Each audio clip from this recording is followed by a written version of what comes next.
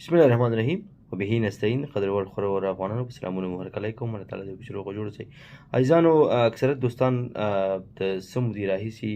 هغه دوستان چې آلن هیواد ته نوي راغلي دي پوښتنې کوي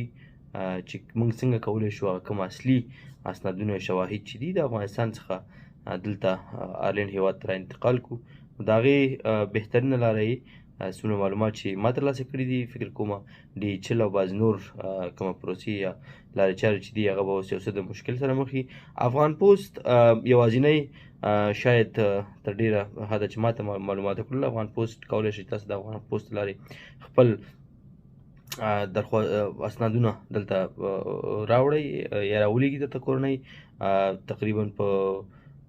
دا د محمد جان خان واټ کې واقع دی تاسو کولی شئ چې خپل اسنادونه ورکړئ څومره چې ما معلومات وکړل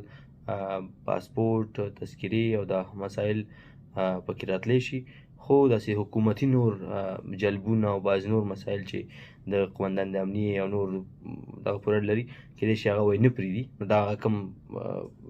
لومړني معلومات چې ما ترلاسه کړي نو تاسو کولی شئ چې افغان پوسټ سره په افغانستان کې رابطه وکړئ خپلو کورنۍ ته هدایت ورکړئ چې رابطه وکړي او هغه